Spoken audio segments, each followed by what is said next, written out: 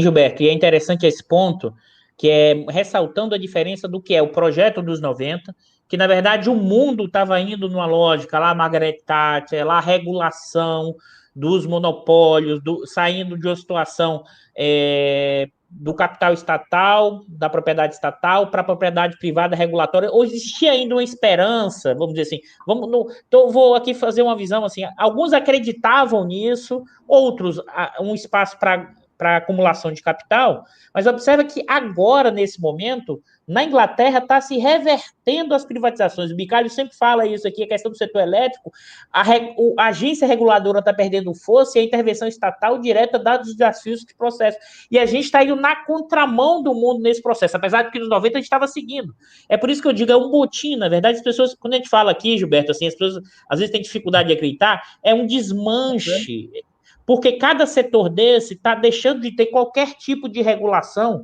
Isso, você acabou de falar agora que eu não sabia, da questão da vigilância sanitária, mas é do setor de petróleo e gás, é do setor elétrico, é o setor do gás específico, e que, na verdade, são cada um no interesse específico ali, de negociações, e que as pessoas acham que isso vai gerar queda de preço, isso vai gerar aumento de qualidade, e aí, com um argumento, que aí é muito marcante, sobre o efeito ainda da coisa da Lava Jato, de que a Lava Jato gerou e descobriu corrupção na Petrobras, tudo que é público é negativo, basta resolver a corrupção, né? E que você resolve os problemas do país. Então, eu queria te ouvir sobre isso, porque aí, na verdade, pessoal, isso é o argumento de retórica que eles usam, mas se a gente olhar, não tem regulação, não tem nada, tem um botim, e eu acho que nesse momento a gente está vivendo agora sim, proporcionalmente, uma corrupção sistêmica, endêmica, em níveis nunca vistos do país, da forma como estão sendo privatizados. É um dado que eu já alertei aqui, Gilberto, e as pessoas dizem que a privatização não anda no governo Bolsonaro, mas foi entre janeiro de 19 até fevereiro de 2020, segundo dados oficiais do governo, vendidos 134 bilhões de ativos do governo. E de lá para cá isso já deve ter aumentado, ou seja, está sendo de conta do Banco do Brasil, supostamente ruim, a título, a conta, carteira de contas ruins, ou outros ativos, ativos de, por exemplo, propriedade de ações do BNDES vendido em baixa. Eu queria te ouvir sobre isso, e eu acho que, como você ressaltou, é fundamental para a gente entender o que a gente está vivendo hoje, e eu queria depois te ouvir isso, e já adiantando uma pergunta mais final para a gente abrir para o debate, mas responde isso, depois eu volto, para não ficar fazendo pergunta dupla. A gente pode fazer dois exemplos de figura de linguagem, mas são bem, acho que dá para as pessoas visualizarem. No governo Fernando Henrique, nós éramos saqueados, só que talvez pela Companhia das Índias. Então era a empresa colonial, organizada, bem ou mal, cada um tinha suas regras, tinha suas formas para saquear, mas tinha uma ordem no saque, né, na exploração colonial. Agora, a partir do Temer e do Bolsonaro, são os piratas. Não é mais a Companhia das Índias. É o que você falou, são os piratas. Eles chegaram aqui, desembarcaram e estão, assim, aloprando. Eles estão fazendo o diabo. É isso que eles estão fazendo. O que eles estão fazendo é isso. Saqueando, matando, violentando, fazendo tudo que um pirata faz. Sem nenhum tipo de ordem, sem nenhum tipo de organização. Lógico, tem método nessa loucura, a gente brinca, tem. Eles têm objetivos a serem atingidos, mas eles vão destruindo as formas de organização econômica e social conforme vão passando. No caso das privatizações, desde o Michel Temer, esse desmonte, por exemplo, em relação à Petrobras, a venda dos ativos da Petrobras, venda criminosa dos ativos da Petrobras, é algo que nem o Fernando Henrique conseguiu fazer, e que viola a própria legislação deles. As pessoas não sabem isso, mas a lei do Plano Nacional de Desestatização, que é a lei que regulamenta as privatizações, que é uma lei que foi aprovada no Collor e foi mudada no Fernando Henrique, e desde então foi mantida, ninguém mexeu mais nela, é uma lei do Fernando Henrique, portanto, na sua última versão, ela diz o seguinte, que tem determinados setores que não podem ser privatizados. Entre eles está lá o petróleo, com todos os seus setores que estão previstos na Constituição e nas leis, que é exploração, pesquisa, refino, transporte, importação, exportação. Só não está o setor de distribuição, que nunca foi monopólio do Estado no Brasil. Setor da energia elétrica, a Caixa Econômica e o Banco do Brasil. Então, lá está expressamente na lei, não podem ser privatizados. E o que eles estão fazendo? Destruindo. Estão privatizando de maneira disfarçada. Então, não vai privatizar a Petrobras. Mas você vai fazer o quê? Vai fazer uma fraude que o Supremo legitimou, de criar uma subsidiária, que é uma filial, né, da matriz Petrobras, vai criar uma subsidiária integral, né, e vai vender a subsidiária. Essa subsidiária vai ser, por exemplo, uma refinaria, ou vai ser, ou como foi vendida, a BR Distribuidora, sem licitação, sem aprovação no Congresso, porque para privatizar qualquer empresa estatal, pela Constituição, tem que passar por uma lei, tem que ser aprovada pelo Congresso Nacional. Isso eles passaram por cima, completamente. E você simplesmente vende sem nenhum tipo de concorrência, num preço combinado, preços abaixo do mercado. Vamos ao exemplo aí da refinaria da Landulfo Alves, da Bahia. Ela foi vendida para o fundo lá dos Emirados Árabes por cerca de 2 bilhões. Parece que ela vale 3 vezes mais. Quer dizer, ainda se vende por preço abaixo. Muito abaixo. Viu, Gilberto? Estudos, eu sei desse dado, porque assim, vários estudos, um do INEP-FUP, que eu sou até pesquisador do INEP-FUP, além da XP e de outras, mostraram que, em média, entre quase 40% abaixo do preço, em média, dessas 3 instituições. Ou seja, você está vendendo abaixo do preço estabelecido por um cálculo de valuation, sem levar em conta que aquilo não está vendendo só a refinaria, está vendendo o mercado regional, que é monopólio, porque você tem toda a infraestrutura.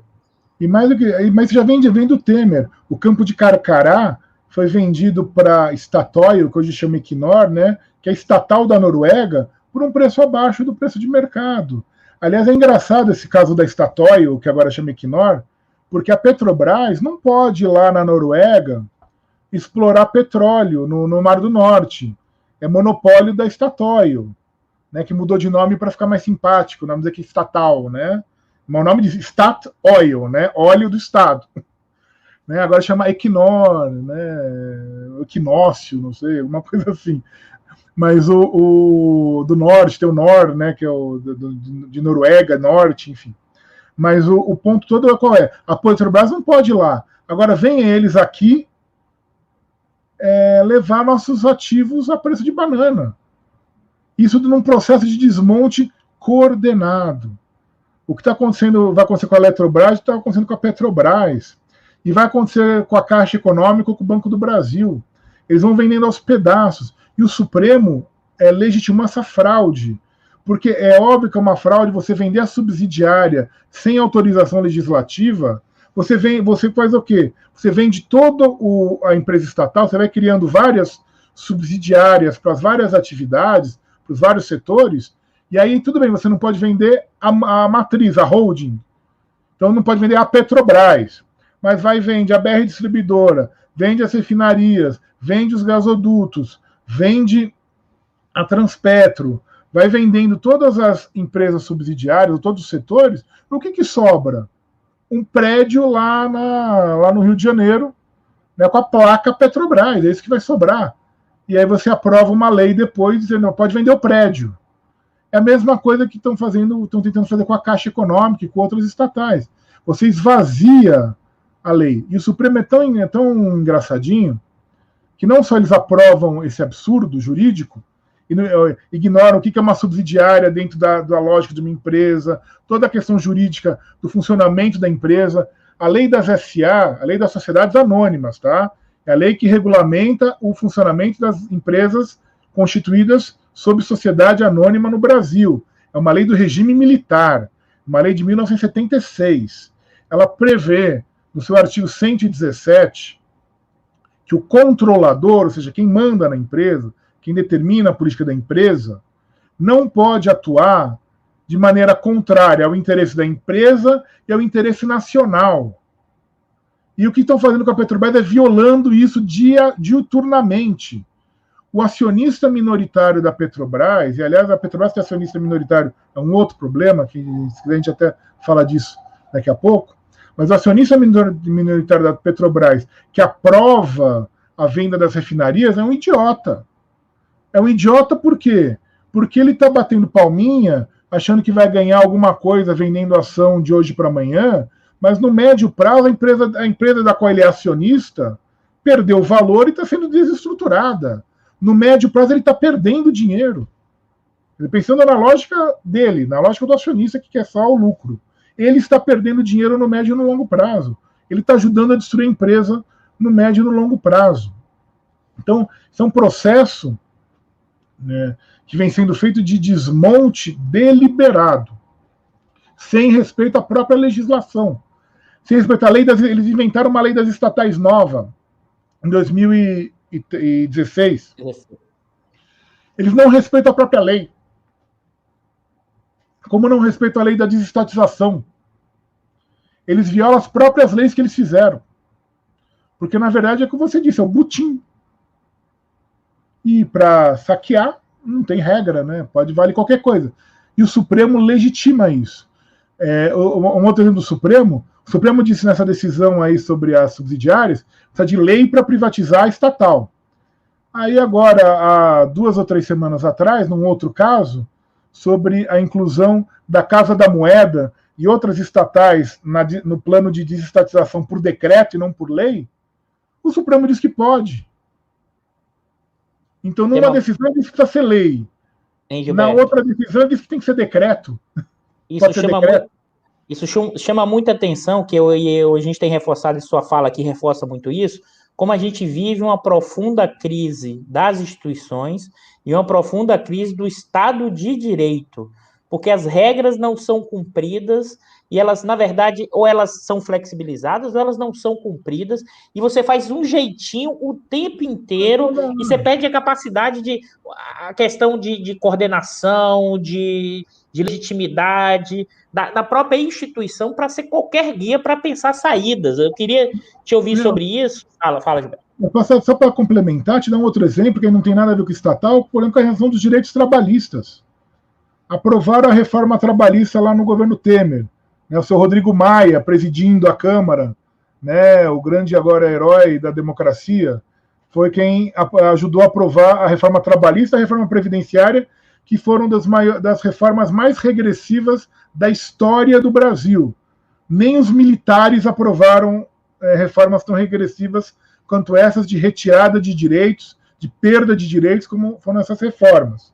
E as pessoas parecem que não se dão conta disso ainda. Né? Acho que ainda não entenderam que perderam os direitos. Parece que não caiu a ficha. Mas essas reformas estão sendo, obviamente, foram contestadas por alguns partidos lá no Supremo.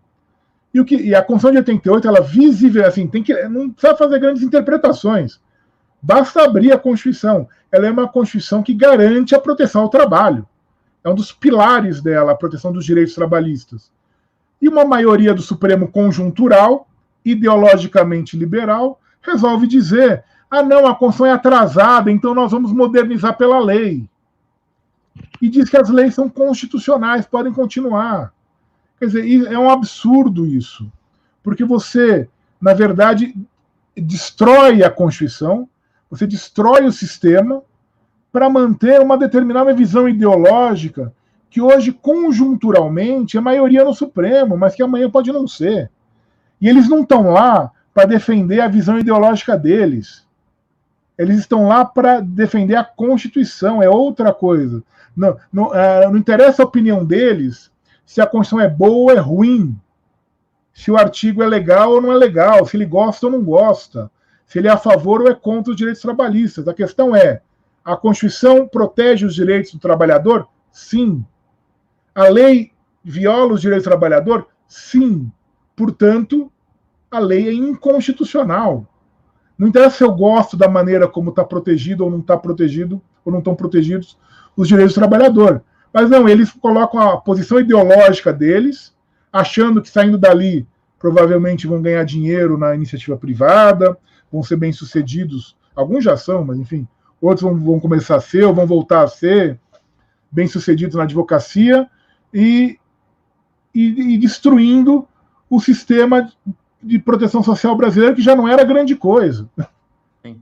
É impressionante como a questão da porta giratória está em todos os ramos, né? No judiciário, o pessoal do Banco Central, essa lógica de vai para o Estado, depois volta para o mercado, e aquilo que a gente discutiu sobre o quanto os interesses particulares versus o interesse do coletivo está por trás disso, e você tem uma regulação. Gilberto, eu queria te puxar para um ponto que eu acho importante, que assim, depois de a gente ver isso tudo, a situação, e a gente também faz esse debate aqui no Diário, eu queria que você comentasse um pouco dessa, vamos dizer assim, por enquanto, volta do Lula, tá, para a capacidade, vamos dizer, para poder ser candidato, porque eu estou levantando a discussão do Lula especificamente. Até que ponto, dado o discurso que ele fez, ou até que ponto a possibilidade nesse momento, e aí, tanto na sua avaliação política ou jurídica, da necessidade de reversão de muito do que foi feito, por que isso? Porque senão você não tem capacidade ou capacidades governamentais para pensar em projetos de reconfiguração, de reconstrução. Porque acho que, como a gente está, é o seu argumento e o nosso aqui também no Diário, o Brasil está desmanchando. Ele está desmanchando setorialmente, ele está desmanchando em termos de capacidade, ele está desmanchando em termos de regramento, ele está desmanchando em tudo que a gente possa imaginar. Ao mesmo tempo, você tem um novo alento, como a gente ressaltou na semana passada, porque, e as pessoas tinham ilusão, porque o Bolsonaro é relativamente forte ainda, mesmo no meio dessa pandemia inteira. E o Lula trouxe de volta a possibilidade de, vamos dizer assim, eleitoralmente superar o Bolsonaro, e eu queria te ouvir, porque é mais do que a gente tem ressaltado aqui, do que só ganhar a eleição de 22, é necessário reconstruir o país. Eu queria te ouvir sobre isso, o que é que você acha da necessidade de elementos de reconstrução, se, por exemplo, coisas que foram privatizadas dessa forma, descumprindo a Constituição, tem que ser refeito, ou seja, olhando tanto a questão legal, quanto a questão da correlação de forças, e quanto a questão política nesse processo, porque se a gente olha nos 5 anos últimos, o Lula, observe que o quanto é contradição, você mesmo alertou que o Lula, e eu já alertei aqui, foi um governo de conciliação, mas que nesse momento histórico, a conciliação acho muito difícil, porque o pessoal do lado de cima não quer, porque ele quer seguir no motim. Então eu queria te ouvir sobre isso, porque também isso reacendeu algum grau de esperança, porque eram 5 anos de uma dificuldade enorme, e tudo isso que a gente conhece do governo Bolsonaro, que, como a gente alerta aqui, ele não é a causa da crise, mas ele é a infecção oportunista que se apropriou do corpo doente e que aumenta a crise, mas ele não é a causa. Eu queria te ouvir sobre como você enxerga o alento nas estratégias, nas possibilidades de reversão de algumas privatizações, inclusive dentro do âmbito legal e também no âmbito político, no campo das esquerdas. Eu queria te ouvir dessa discussão. A gente fala só duas questões prévias. A primeira, deixar claro que, por exemplo, é óbvio que o presidente Lula foi vítima de uma perseguição judicial, foi condenado injustamente, numa farsa judicial, que isso tem que ficar claro, e está sendo desmontada, não da maneira que deveria e não na velocidade que deveria, mas bem ou mal está sendo desmontada. Mas a gente tem que deixar claro que o que aconteceu com ele é o exemplo típico de uma perseguição e de uma violência de utilização dos meios judiciais contra um inimigo político, contra um adversário político. Isso tem que ficar claro. Independente de qualquer coisa, o que aconteceu com ele é um absurdo. Segundo ponto, a força do Bolsonaro. Eu não menosprezo, obviamente, a força do Bolsonaro. Acho que ele tem lá o seu público. Mas tem um dado que eu olhei recentemente que talvez as pessoas não se deem tanta conta. A gente tinha que fazer esse estudo. Eu só olhei por cima. Não dá para aprovar o impeachment do Bolsonaro porque ele tem 30% de popularidade. Então ninguém com 30% de popularidade cai. Ele tem lá a base dele, então automaticamente ele vai estar no segundo turno e, portanto, ele tem chances de vencer. Ele tem chances, obviamente. Ele é o presidente em exercício, ele tem a máquina, ele tem uma série de chances. Mas eu não teria tanta preocupação com esses números no seguinte sentido, não menosprezando, mas pensando no fato histórico. O Fernando Henrique, em 2001 para 2002, tinha 36% de aprovação. e não elegeu o sucessor. Aliás, pelo contrário, não podia sair na rua. Né, que foi a crise do apagão, toda a crise do real, enfim, não podia sair na rua.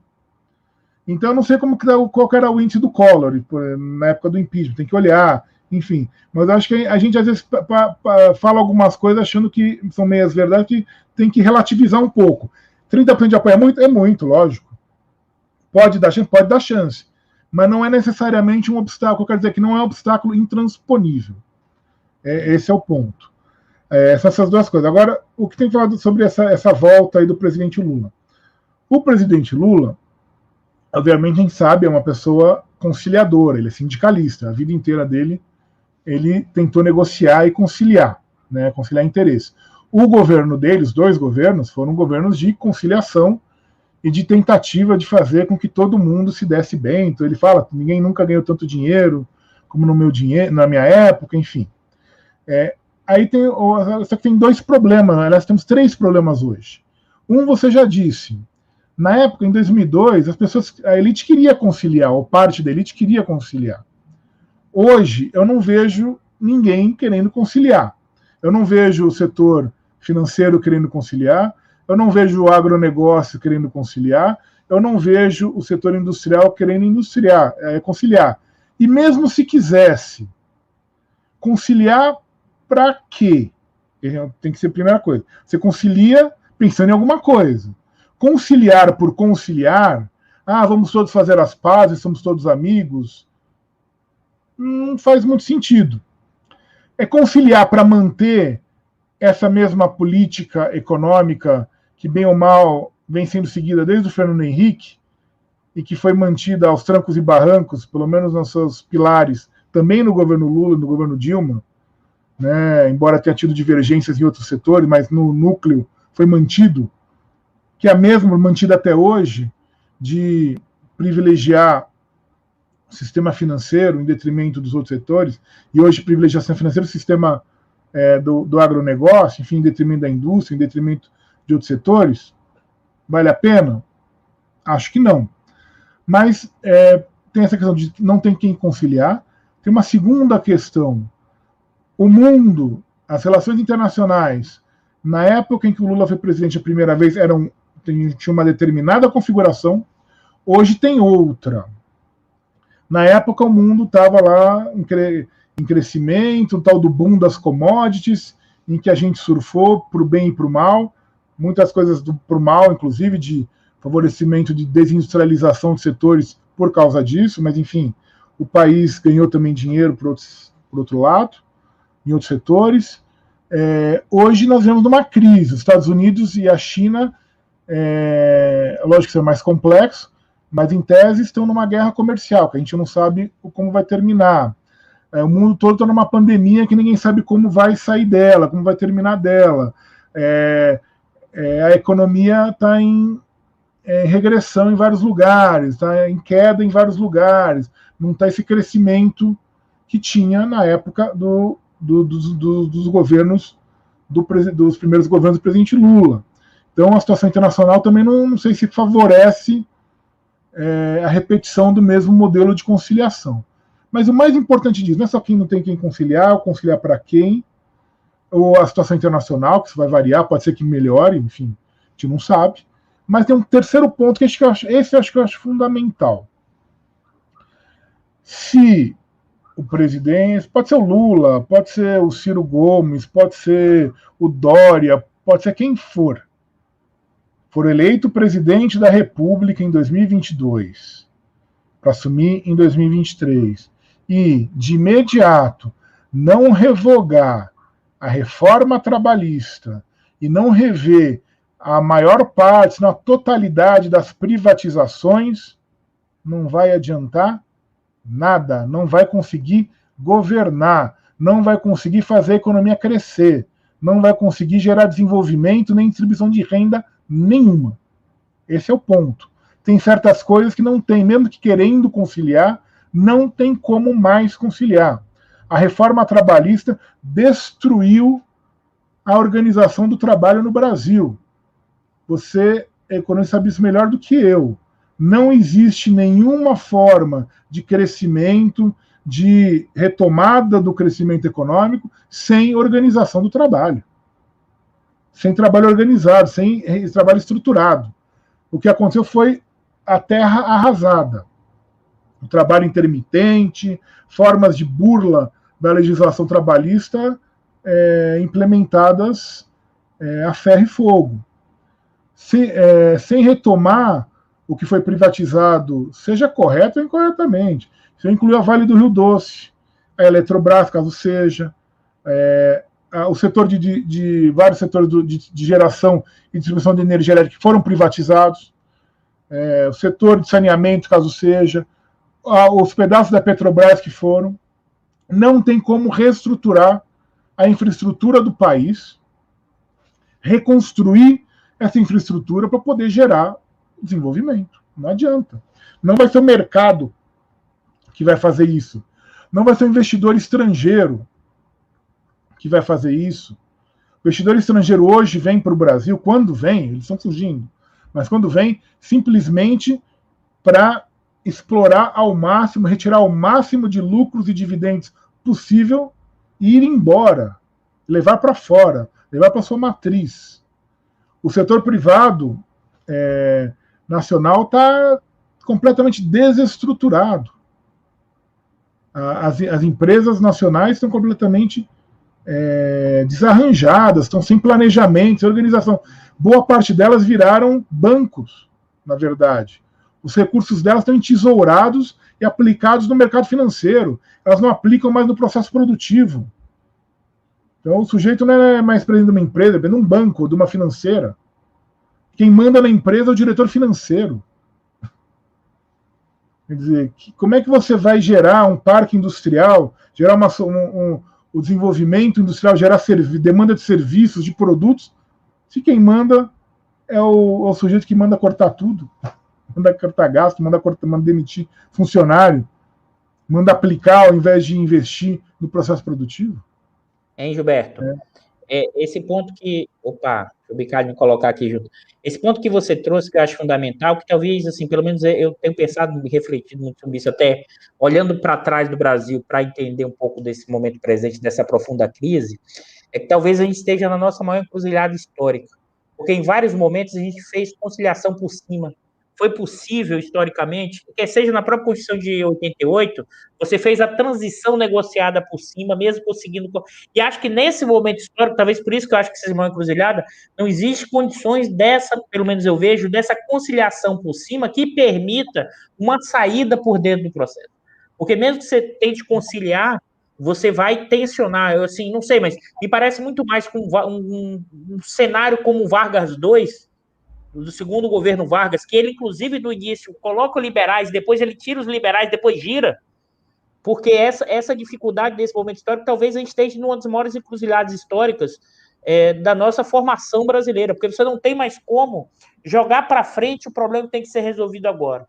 Ao mesmo tempo, é um momento de muita dificuldade, porque você vai desmanchando, mas são das encruzilhadas que podem surgir coisas que a gente menos espera e reconfigurações importantes. Eu acho que isso bom, pelo menos são esperanças, desejos, e também como pensar, não só desejos, mas como pensar o próprio processo histórico, né? Que é aberto em vários momentos, coisas que a gente não tinha a mínima ideia. Mas você quer fazer um comentário que eu vou, acho que... Eu acho que o espaço da conciliação está muito reduzido. E tudo bem, você pode conciliar, você pode negociar, isso não é o problema em si. A questão é você conciliar e negociar para quê? Com que objetivo? Tem que ter uma linha. E não adianta, e aí essa é a minha concepção, posso estar equivocado, enfim, se a questão da reforma trabalhista, a questão das privatizações são pontos nessa encruzilhada inegociáveis. Porque você conciliar para manter essa desestruturação do trabalho, não está negociando para quê? Você não vai conseguir melhorar a vida das pessoas. Você negocia para manter o pré-sal na mão da Shell ou da Chevron, ou manter os chineses controlando a Eletrobras, ou a Vale do Rio Doce fazendo acidente a cada 6 meses, não faz sentido mais também. A própria condição do país, o país não aguenta. O país não aguenta mais. É preciso reestruturar o Estado e reestruturar no sentido para poder criar de novo a base para um processo de desenvolvimento, como a gente teve. O Brasil não é só fracasso. O Brasil conseguiu se desenvolver aos trancos e barrancos de maneira surpreendente em vários setores. E conseguiu melhorar em vários outros nem tanto, mas enfim, faz parte do processo. Essa é a primeira vez na história que parece que não tem perspectiva. Que parece que o Brasil não vai ser o país do futuro, né? O futuro já foi. Mas talvez seja o momento para a gente resolver essa história finalmente dessa grande encruzilhada. E não jogar o problema do Brasil do futuro. A gente tem que construir o Brasil a partir do presente. Acho que esse que é o ponto. Acho que é o ponto para a gente refletir, para pensar. Gilberto, eu vou. O Bicalho sempre fala, quando você falou dessa coisa do que a gente avançou do setor elétrico, o setor elétrico brasileiro é um dos mais avançados do mundo. Os chineses, inclusive, estão vindo para cá para copiar a tecnologia e gerenciamento da questão do setor elétrico. A gente vai fazer algumas questões e perguntas aqui dos nossos que estão nos assistindo. Vamos lá. Eduardo, o Leandro Chavante. Eduardo, gostaria de fazer uma pergunta a você e ao professor Gilberto. Gostaria de saber de vocês, veem semelhança do papel do chamado andar de cima dos golpes de 16 e 64. A lógica era a mesma? Em termos gerais, sim. São rupturas em momentos em que você, na verdade, quer impedir que determinadas questões avancem, que determinadas questões vão para frente. Só que há diferenças, vamos lá. Em 64, você estava num processo efetivo de ampliação de direitos, de ampliação da democracia para outros setores e de decisão por reformas cruciais, reformas tão cruciais que até hoje não foram feitas. O caso da reforma agrária, o caso da reforma urbana, reforma bancária, reforma educacional e assim por diante. Em 2016, na verdade, foi tentar se livrar, né, de um setor da política que a elite já não queria mais, enfim, achava que já estava incomodando e que tinha preocupações sociais, obviamente, então isso incomodava também, esse é um outro motivo, mas assim, não é o mesmo processo nesse sentido de radicalização da democracia, de ampliação, mas é no mesmo sentido de, bom, esses caras fazem coisas sociais, então tira eles e vamos voltar aqui e tentar estruturar de outra forma. Então tem essa lógica comum, mas não são a mesma coisa, obviamente. Tanto não são a mesma coisa que em 64 precisou de tanque, precisou de porta-aviões americano, né, precisou de uma intervenção direta das Forças Armadas e dos Estados Unidos para derrubar o governo. Em 2016 teve participação americana na conspiração, teve, vamos dizer, anuência das Forças Armadas, mas foi um processo político, muito mais do que militar. Né? Eu concordo, só antes de passar a pergunta para o Gilberto, eu vou fazer um comentário, que é importante separar, porque você tem o que é a Guerra Fria em 64, você tem um efeito completamente diferente, e a lógica, inclusive, das guerras híbridas hoje, que é a coisa norte-americana, e talvez eu dê só um pouco mais de ênfase, Gilberto, assim, algum grau de diferença, porque olhando principalmente a questão dos lucros e da renda salarial, sabe? Assim, mesmo com todas as dificuldades, ou não uma ruptura mais profunda, mas os salários, mesmo ainda do governo Dilma, estão crescendo até 14, e mesmo em 15, quando cai numa velocidade menor do que a queda do lucro. É como se ali o conflito entre capital e trabalho, no sentido das rendas salariais, ele está aumentando porque os lucros estão caindo também.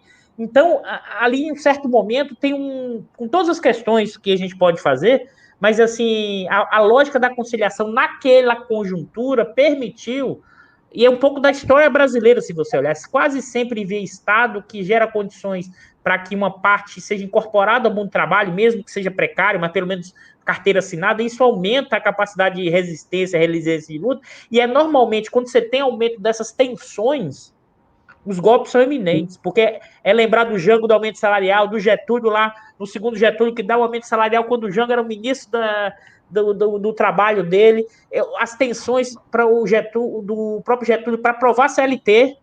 Observe que a nossa elite, ela tem na hora H, ela tem uma identidade de classe que ela é antissocial até o último raiz. Ou seja, ela aborta qualquer possibilidade de mudança, mesmo que seja pequena para o que a gente gostaria que esse país vivesse. Mas a identidade de classe no sentido do antirreformismo, e aí o Florestan já fala isso, o professor Nelson de Oliveira também, um professor meu da Bahia, é impressionante, porque isso está na Constituição Histórica. É a lei das terras, é canudos, é contestados, ou seja, qualquer possibilidade de embrião, de mudança social, esse setor dominante aborta, mesmo com todas as questões do que foi, da conciliação e tudo mais, mas na hora H, isso para mim é muito marcante. Deixa eu passar aqui para o Antônio. O atual estágio do capitalismo brasileiro, o sufrágio não seria um mecanismo de respaldar os interesses da burguesia nacional do Congresso Nacional? Bom, o sufrágio é uma coisa paradoxal, porque ele obviamente pode ser manipulado, ele pode ser desvirtuado, mas ele também é a forma de expressão que as classes subalternas têm. Talvez muitas vezes a única forma que tem de expressão. O problema no Brasil, acho que talvez não seja tanto o sufrágio em si, não é esse. É outro, é o controle sobre o representante. Eu dou um exemplo que é engraçado. No governo Temer teve a reforma trabalhista, né? Quase boa parte dos principais defensores da reforma trabalhista não foram reeleitos. A começar pelo Marinho lá, que era o relator do projeto, e que hoje é ministro do Bolsonaro, né? Mas ele não foi, Rogério Marinho, ele não foi reeleito deputado. Boa parte dos que estavam na linha de frente da reforma trabalhista não foi eleito deputado, não foi reeleita. Quer dizer, tem uma certa sabedoria em alguma coisa, mas também tem as ondas, né? A onda do WhatsApp fez eleger esse tipo de gente aí que está no Congresso. Como se elegia, como votava em Cacareco também, votou no Enéas, votou no Bolsonaro. Isso tem. Agora, são desvios, mas não são desvios exclusivos do Brasil. O ponto, talvez, que é muito marcante no Brasil é a falta absoluta de controle dos representantes pelos representados. O deputado se elege, ele passa a achar que é dono do mandato e faz o que ele quer, e passa a vender o seu representado. É isso que ele faz, ele vota contra os interesses dos seus eleitores. Eles só não aprovam as coisas, barbaridades, eles perto de época de eleição, achando que as pessoas vão lembrar. Mas de resto, eles votam contra. E por que isso acontece? Porque eles não têm consequência no sentido de pressão, de cobrança, de crítica. É isso que falta, talvez, no Brasil. O problema do sistema brasileiro é esse, a falta de responsabilidade dos eleitos em relação aos que os elegeram. Né? E mesmo no caso atual, do atual Congresso, que é um desastre, embora o Ulisses dizia pior que o atual Congresso é o próximo sempre, né? Ele falava isso, mas o atual Congresso, que talvez seja um dos piores assim, da história da República, um Congresso foi eleito, a gente não pode esquecer, em tese, pelo menos formalmente, sem financiamento empresarial. Foi eleito pelo fundo partidário. E esse é o que mais me surpreende. Eles foram eleitos em tese, a gente não sabe o que aconteceu, enfim, de processos irregulares, Caixa 2, enfim, aí não tem como saber. Né? Mas formalmente foi todo mundo eleito financiado pelo fundo partidário de cada partido com seus recursos. Essas pessoas foram eleitas pelo fundo partidário, ou seja, com dinheiro público, são eleitas e votam contra o interesse público, votam contra os seus eleitores, para beneficiar setores empresariais ou setores financeiros que, em tese, não pagaram pelas suas campanhas. Antigamente, você dizia, não, o cara pagou a campanha, ele está devolvendo o favor. Agora, em tese, ele não precisaria mais devolver o favor. É isso que realmente causa muita raiva e tristeza no sistema brasileiro. Essa falta de controle. O sujeito eleito, em tese, com dinheiro público, e mesmo assim vota contra os interesses da população. Que raio de representante é esse? Né?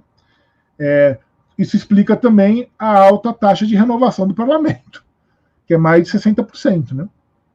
E ao mesmo tempo, né, Gilberto, o quanto, na verdade, esse controle social e essa capacidade ela tem uma maior dificuldade pela brutal desigualdade do país. Acho que esse é o problema. As pessoas, 50% da população, eu sempre falo isso aqui, ganha, no máximo, até per capita, uns R$ 840. Eu sei que as pessoas estão na luta da sobrevivência, como é que elas vão ter um enforcement, uma capacidade para fazer essa cobrança? Então, assim, é um processo de configuração, e essa coisa desse antirreformismo e dessa lógica é exatamente para impedir esse tipo de controle social, mas é evidente que aí o cuidado se alertou, não é uma transmissão direta, o voto, a compra, e tudo consegue fechar, porque entre a cena política, o bloco no poder e a questão eleitoral, porque o voto é a força dessa população, tem muitos caminhos e não é uma ligação direta. É isso que a gente tem que ter muito cuidado, porque senão a gente fica com uma análise quase determinística dos processos sociais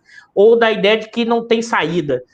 Ou então é só uma teoria da conspiração que está tudo organizado e arrumado. Se tivesse tudo organizado e arrumado, a gente tinha parado, a gente parou. Assim, é básico isso. Mas deixa eu aqui perguntar para o Fernando. Fernando fazendo a pergunta. Professor, poderia nos esclarecer sobre a CLT inspirada na Carta de Lavoura e a Constituição Polaca? Ou seja, toda a discussão que você fez lá da Constituição de 34. Então, isso é uma boa questão, porque existe essa lenda de que a CLT é cópia da Carta de Lavoro do Mussolini. Quem fala isso foi uma forma espalhada por aqueles que eram contrários à legislação trabalhista, para deslegitimar a legislação trabalhista, dizendo que ela era fascista. O que é a Carta de Lavoro? A Carta de Lavoro, que é um documento de 1927, editado pelo Mussolini na Itália, ela é uma declaração de princípios. Então tem lá 20, 30 artigos, são princípios sobre a organização do trabalho. Princípios que são comuns a praticamente toda a legislação do trabalho no mundo. Então está lá, direito a férias, a descanso semanal remunerado, a salário digno, a salário justo, enfim. Então está na Carta de Lavoro, está lá direito a férias. Então na CLT tem direito a férias. Cópia da Carta de Lavoro. É algo meio sem sentido. Lógico, tem uma parte, isso sim, da Carta de Lavoro, de organização sindical corporativista, que se tentou imitar aqui no período do Estado Novo. E que não deu muito certo. Tem coisas que ficaram e coisas que não ficaram. Né? A contribuição sindical é algo que ficou, e depois acabou com a reforma trabalhista. Mas há outras formas que não ficaram. A estrutura, a legislação brasileira ela é inspirada por vários ordenamentos. Um dos principais influenciadores da legislação trabalhista brasileira é a legislação francesa. É o Léon Digui, que defendia a legislação sindical e trabalhista na França. Ele é um dos autores mais citados no início da legislação trabalhista. A própria ideia da organização do Estado como um ator que seria neutro entre o capital e o trabalho, para tentar conciliar capital e trabalho, não vem do fascismo. Isso vem do positivismo. Isso vem do Augusto Conte. E que influencia o Rio Grande do Sul. O Rio Grande do Sul, na Primeira República, tem todo um modelo positivista inspirado no Augusto Conte, na ideia de ditadura republicana do Augusto Conte, de organização política e social, que defendia a ideia de que o Estado era o intermediário entre capital e trabalho. O Getúlio foi governador do Rio Grande do Sul. O Getúlio é criado nesse ambiente positivista, que vem do Júlio de Castilhos, que é o primeiro governador republicano do Rio Grande do Sul, do Borges Medeiros, que é o padrinho político do Getúlio, que é quem era governador do Rio Grande do Sul quando o Getúlio começa a carreira política, e é quem o Getúlio sucede como governador do Rio Grande do Sul. Isso o Getúlio leva para o governo federal. Os gaúchos levam. O primeiro ministro do Trabalho, Lindolfo Collor, era gaúcho, o avô do Collor, né? Era gaúcho formado nesse ambiente todo. Então, a legislação trabalhista brasileira tem várias influências. A Carta de Lavoro lógico que eles vão ver a Carta de Lavoro. A Itália é um país importante que influencia o direito brasileiro nos anos 20, nos anos 30, e aliás até hoje influencia, né?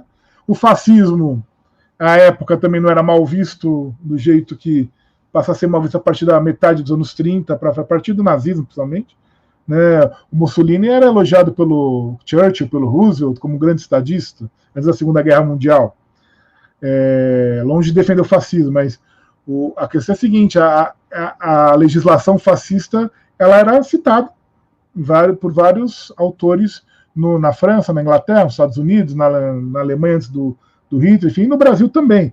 A Carta de Lavoro, obviamente, ela é uma das influências, mas ela não é cópia da Carta de Lavoro, não é imitação da Carta de Lavoro, muito pelo contrário. O que tem na Carta de Lavoro, que ninguém fala, que os nossos liberais escondem, é a ideia da subsidiariedade.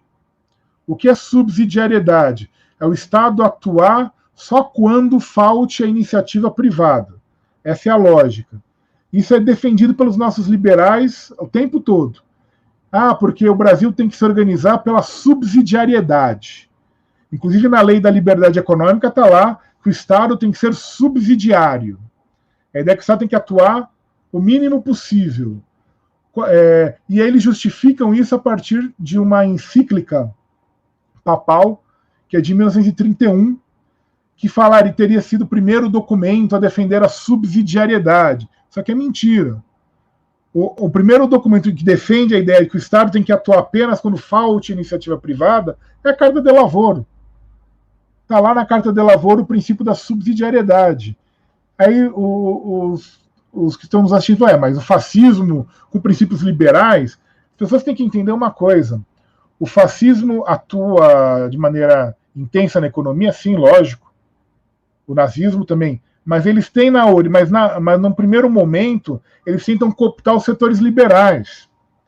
Eles são apoiados por esses setores, porque eles são contra os socialistas ou os comunistas. O Mussolini, quando toma o poder na Itália, tem apoio de todos os liberais. O Vilfredo Pareto apoia o Mussolini. O von Mises, que agora tem a moda, né, dos nossos ultraliberais, diz que o fascismo é uma grande forma de combater o socialismo e o comunismo.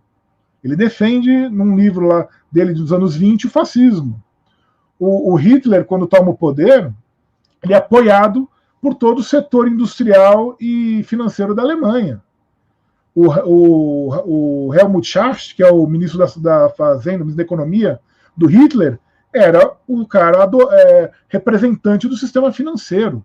É ele que garante o apoio dos bancos ao Hitler. Ele que vai estruturar o processo alemão de reconstrução lá do nazismo, que depois vai preparar a Alemanha para a guerra. Na realidade, vai preparar a Alemanha para a guerra com o apoio do sistema financeiro. Então, a gente tem que saber fazer ter essa perspectiva sem partir para simplesmente a Carta de Lavoro é cópia do fascismo. Não é cópia a CLT não é cópia da Carta de Lavoro. A legislação trabalhista não é fascista.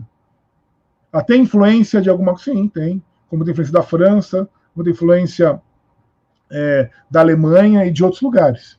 Né?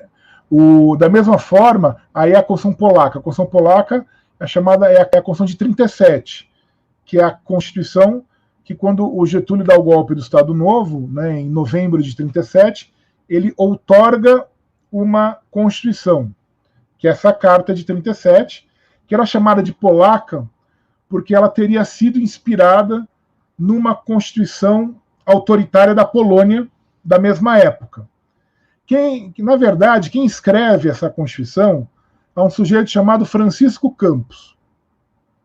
O Francisco Campos, ele é sempre ele é um autor autoritário, ligado sempre a setores autoritários, ele é ligado ele é fascista, ele se identifica com o fascismo, né? E ele sempre estava à disposição dos governantes para medidas autoritárias. Ele articula juridicamente o Estado Novo. Então ele vai dar a carta para quê? Para dizer que o Brasil tinha uma Constituição, como os militares, para inglês ver. Para dizer, não, nós não somos uma ditadura, olha só, tem até uma Constituição. Mas é uma Constituição autoritária, inspirada, alguns dizem, nessa Constituição da Polônia, mas não é só. Tem influência do Estado Novo português, do Salazar, tem influência do fascismo italiano, e assim por diante. E o Francisco Campos, ele é tirado do governo em 42, quando o Brasil entra na guerra do lado dos aliados. Não dava para ter um ministro fascista quando o Brasil vai entrar na guerra contra o Hitler e o Mussolini.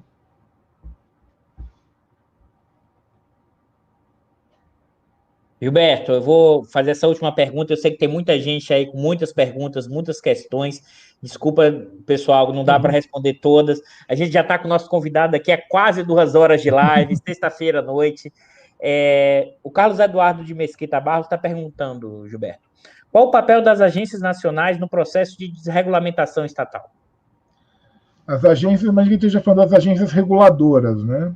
Isso, agências reguladoras. A agência reguladora é uma ideia que o Fernando Henrique e o Bresser trouxeram como novidade nos anos 90, que na verdade não tinha nada. O que é uma agência reguladora? É uma autarquia, como o Banco Central é uma autarquia, o INSS é uma autarquia, a universidade é uma autarquia, ou seja, um órgão público, né, um órgão do Estado, da administração pública, que tem uma certa autonomia para atuar, e chama reguladora porque ela tem o poder de emitir normas sobre o setor, o que também não é nenhuma novidade. O Banco Central fazia isso desde 64. O INSS solta portarias e circulares desde que era INPS em 1960. As universidades têm sua legislação própria, né, desde o momento que elas são criadas. Enfim, mas a ideia é que seria um órgão do Estado que legislaria sobre o setor e que seria neutro, técnico, independente, ao contrário da forma que se regulava até então pelos ministérios ou pelas autarquias normais, que seriam órgãos políticos.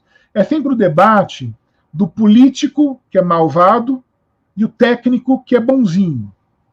Então o político é mau, é corrupto, é sujo, e o técnico é bonzinho, limpo, maravilhoso. É o discurso da Lava Jato, é o discurso que os militares tinham, que afinal eles são técnicos, os políticos são corruptos, e assim por diante. É sempre esse discurso.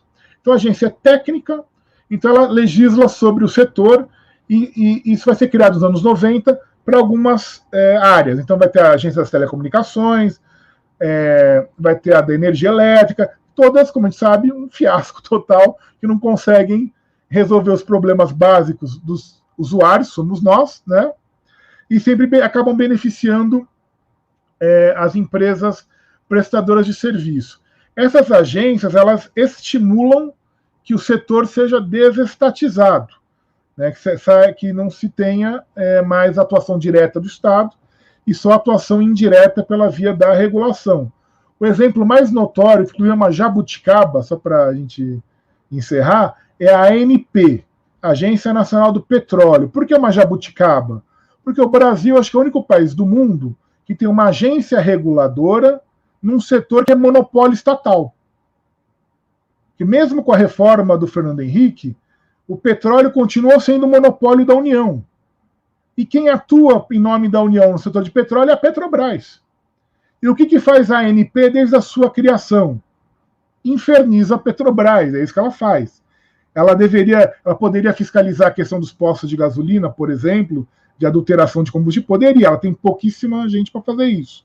Seria uma função dela. De resto, ela fica preocupada em ficar infernizando a Petrobras.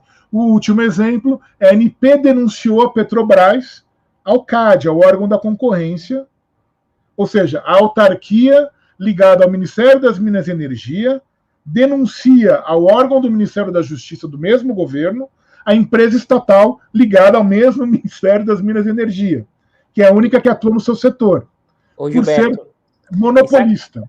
E sabe o que é o pior de tudo nesse caso? Foi a Petrobras que foi lá dizer que ela era monopólio. Olha para você ver o quanto é óbvio que ela é monopólio. A Constituição deu para ela um monopólio. A lei deu para ela um monopólio.